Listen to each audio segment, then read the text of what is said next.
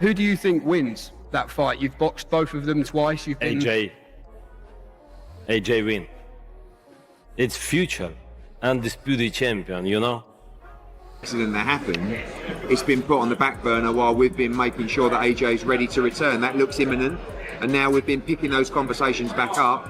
And as I said, we received the contract at the end of last week.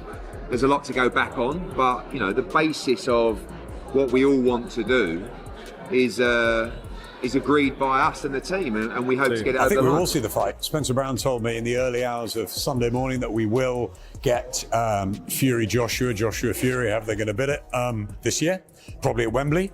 Eddie Hearn told me tonight that he expects the fight to happen, probably with a fight for AJ before that.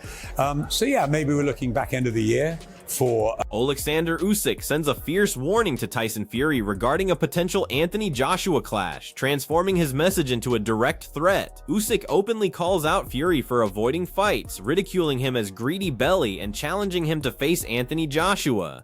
Usyk promises that AJ will deliver a devastating beating, while Fury's continued silence only amplifies the perception that he's running scared. Good, I feel good. I'm very happy with Anthony with me in camp. Yeah, sometimes we training together. Oleksandr Usyk unleashes his full support without restraint. Usyk delivers a pointed warning to Tyson Fury, claiming he already knows what Fury fears to acknowledge. He throws his complete backing behind Anthony Joshua, describing AJ as a training monster who would demolish Fury in any encounter. Usyk's message cuts straight to the point. Fury should proceed with caution because the belief in AJ has reached extraordinary heights, and Usyk stands firmly in his corner. AJ win. Hey, the belly. You know? Where is he? AJ. Johnny Nelson celebrates how Anthony Joshua demonstrated true leadership under pressure, refusing disrespect and immediately neutralizing psychological warfare. AJ's composed authority represents a significant mental advantage over Tyson Fury, proving he no longer succumbs to chaotic tactics. His focused discipline and mental fortitude explain why observers believe he possesses the tools to genuinely damage Fury in an actual confrontation. What did Anthony do? I rate him for what he did, because most people, most fighters, ego gets involved, thinking this man's not mugging me off in front of all these people. You get up and say blah blah blah, you bite. AJ sat there and he just said, you know, yeah, I'm your landlord. You know, me and you fight, it'll be on my terms. It doesn't matter what you say, what you shout about. Anthony Joshua and his team make a powerful declaration, with Eddie Hearn revealing AJ's willingness to engage in consecutive brutal battles without avoiding any challenger. This bold confidence intensifies the pressure on Tyson Fury, as AJ demonstrates readiness to fight anyone anywhere, while Fury continues facing delays and scrutiny. Joshua steps into complete warrior mentality, eliminating all excuses from the equation. Ready, and he's motivated, but we've got to do it right. The deal that we've been offered, which is to fight in July and then fight Tyson Fury in November, is not with Deontay Wilder in mind. I think the powers that be don't really want us to be in that type of fight. Right. We're up for that type of fight. I was going to say... AJ's also said to me, I will fight Wilder and I will fight... Adam Smith immediately reinforces this conversation by endorsing Anthony Joshua's current dangerous and intelligent appearance, sending serious warning signals to Tyson Fury. Even respected voices like Oleksandr Usyk acknowledge AJ's remarkable improvements. Fury now faces genuine pressure as the narrative shifts toward AJ representing the superior threat in their potential encounter. Oleksandr is a clever guy, and I think he likes the fact that AJ went to Gandia with his gloves and his bag and said, help me. No better place to learn. Andy and I have spent time in Gandia. It's an incredible HQ. It's a phenomenal camp, and Usyk is an unbelievable athlete, and he's very wise. Frank Warren arrives with complete authority, declaring Tyson Fury already committed and locked in, yet the genuine tension revolves around Anthony Joshua's incomplete written commitment. This hesitation generates doubt, frustration, and pressure throughout the heavyweight landscape because fans witness AJ's mental readiness while business complications prevent the most anticipated fight from materializing. Tyson has signed up for this fight. He signed up for the fight at Spurs. which he had, and the next fight's supposed to be against AJ in August, September. That's what he signed for. He has signed up for it.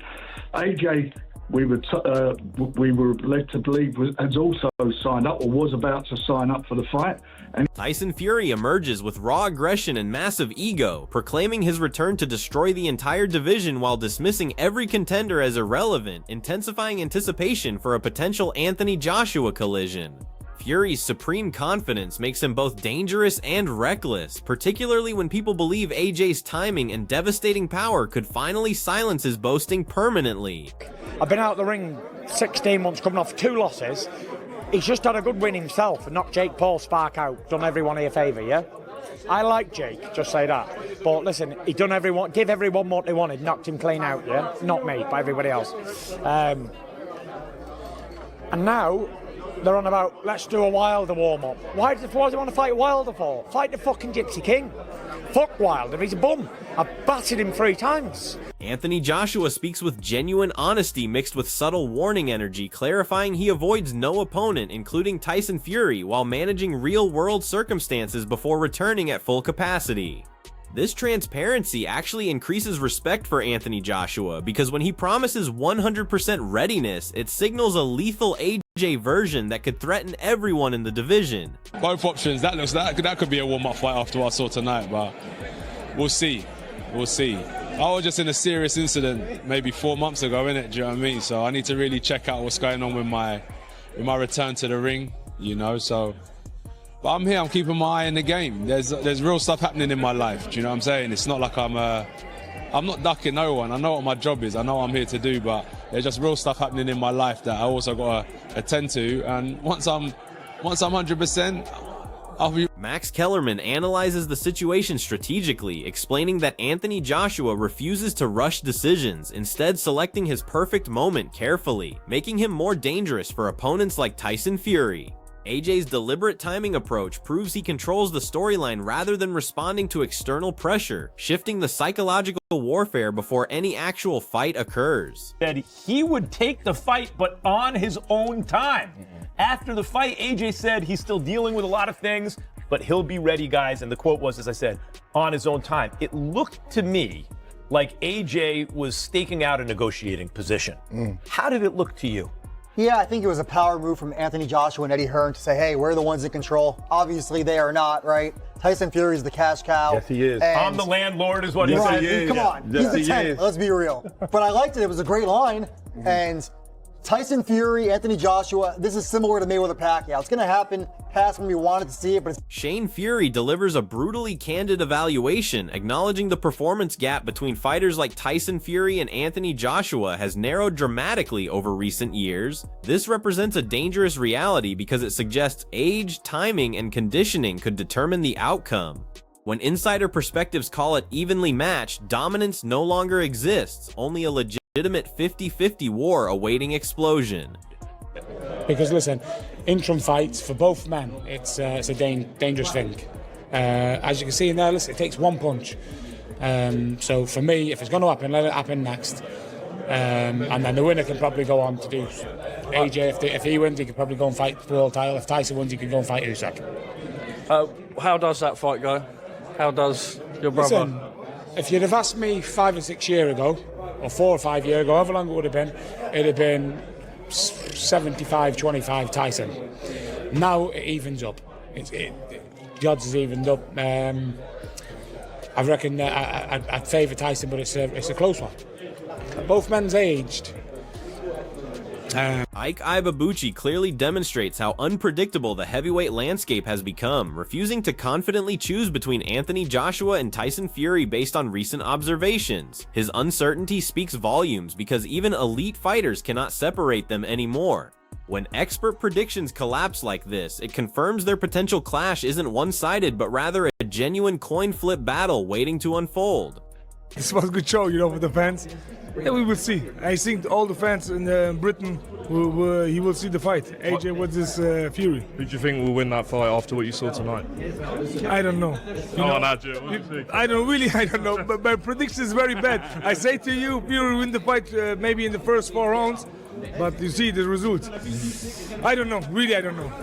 Dillian Whyte arrives with pure frustration, directly challenging Anthony Joshua's mindset and questioning why he won't immediately secure the biggest available fights without hesitation. This aggressive honesty indirectly pressures Tyson Fury as well, because Whyte essentially argues real fighters don't delay, they compete, and this mentality fuels fan beliefs that the AJ versus Fury showdown should happen instantly. He just said I'm the boss, I'm the landlord, and I don't know, he just says AJ stuff, just bollocks. Just say yes, it's the biggest fight in real boxing. Just say yeah, you let him get any younger, you let us get older, the fight's getting harder and harder to make. Just take the fight and just shut up. Just have the fight. That's the difference between me and him. I'll have it. I'll fucking have it. You don't need to go with me into a fight. I'll have it. You need to go with me and have it right away, you know? It makes sense. Johnny Nelson delivers a serious reality check to the entire heavyweight division, emphasizing that Anthony Joshua versus Tyson Fury transcends ordinary fights to become boxing's biggest current attraction. His warning hits hard because time is disappearing rapidly, and one defeat from either man destroys this matchup's entire legacy. Nelson advises AJ against even taking warm-up fights because the pressure is enormous, and opportunities like this don't survive forever, with every postponement risking the death of British boxing's greatest potential showdown. Without a doubt, regardless of all the heavyweights around the world, it is the biggest fight in boxing to it, even now. But you can't leave it too long. You know, and we've had the Gypsies warning. AJ got turned over. Fury's been retired. Now that you've got the chance for this to happen, you can't leave it too long, because one of them lose. That is no longer the biggest fight in boxing. So AJ doesn't get a warm up. And you know what? I think AJ and Fury is bigger than anybody you put in with Usyk. Amir Khan builds excitement for what could represent the final push toward a super fight between Tyson Fury and Anthony Joshua, especially following Fury's impressive comeback performance. Energy builds because both fighters finally remain active and spotlight focused again, creating perfect timing for a blockbuster collision. Fury confronting AJ directly adds fuel, transforming speculation into something physical and personal. Khan's message stays simple: this fight represents massive significance for British boxing, but success depends on whether both men actually step forward and execute before momentum disappears again. Tyson Fury was fantastic today. He boxed really well, and it's great to see that he's back on the scene again.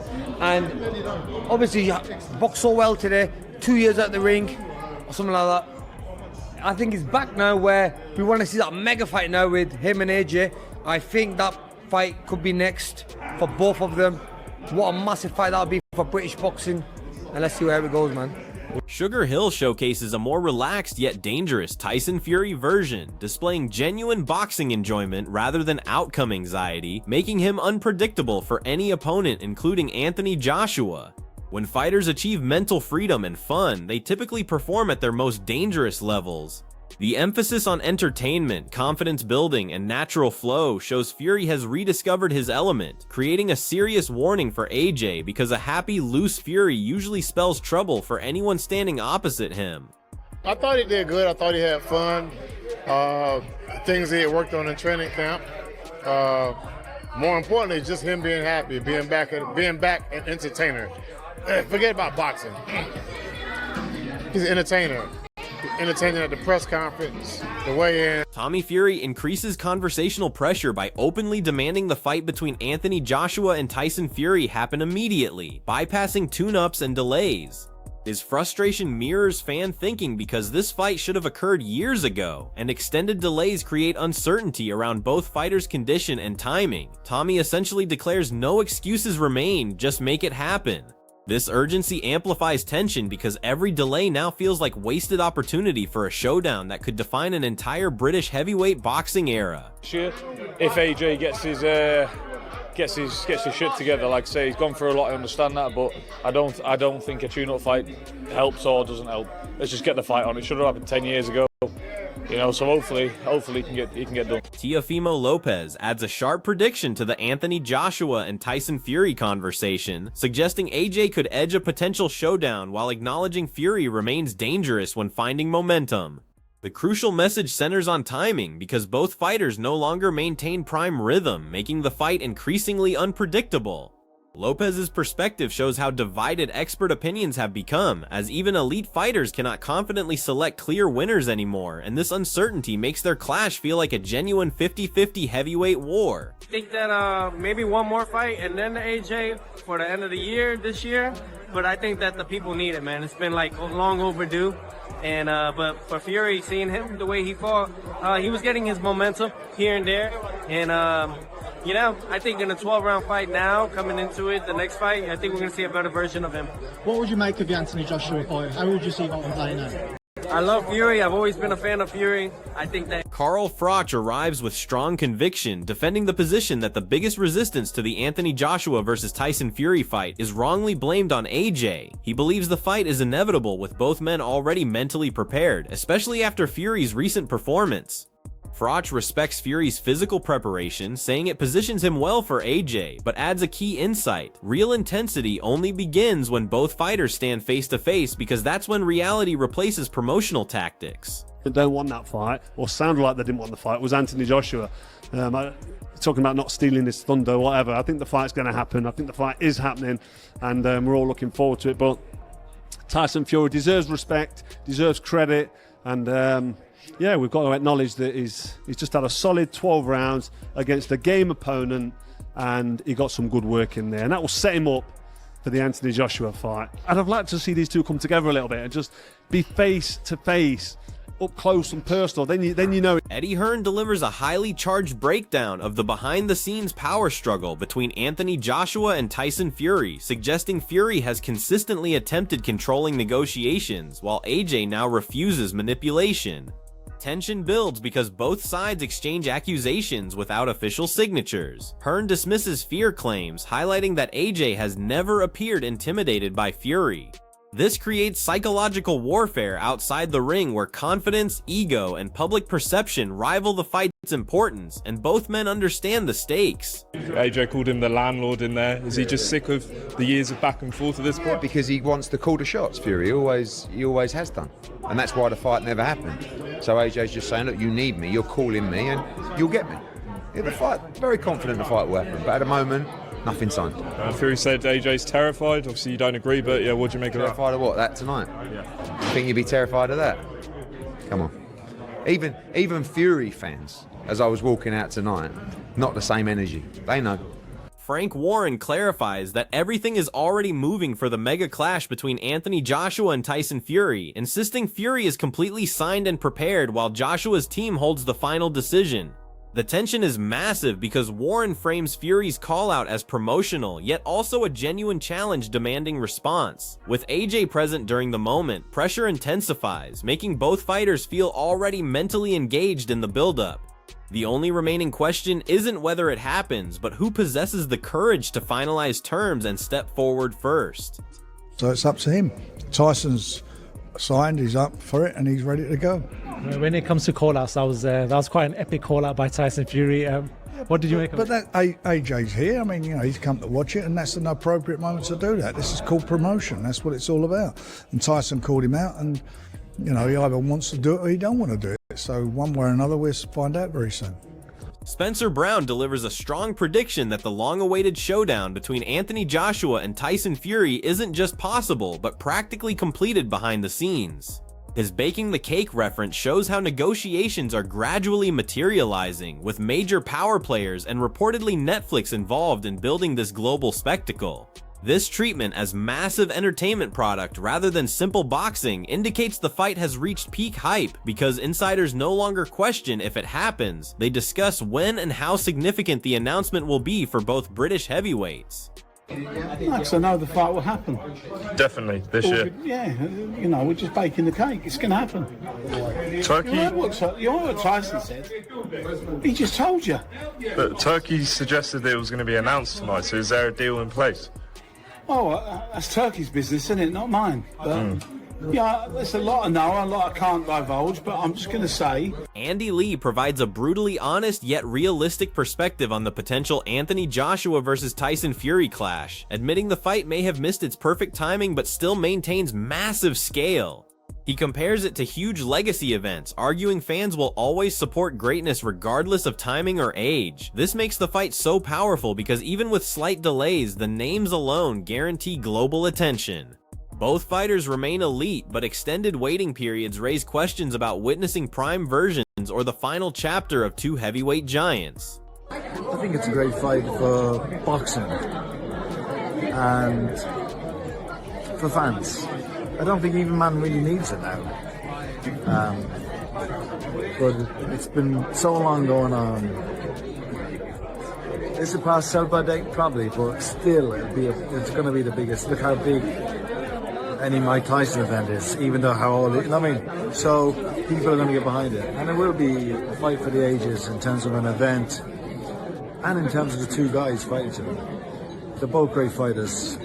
The biggest question now centers on what happens when Anthony Joshua and Tyson Fury finally collide. If AJ wins, it reshapes the entire heavyweight division, proving he still possesses the power and discipline to dominate the biggest names. But if Fury wins, he cements himself as the ultimate British heavyweight, shutting down every debate. The real battle involves mental strength, timing, and who wants it more at this career stage. Both men face massive pressure, and one mistake could change everything. So the question remains simple. Are you backing AJ, or is Fury too clever, too awkward, and too experienced to fall?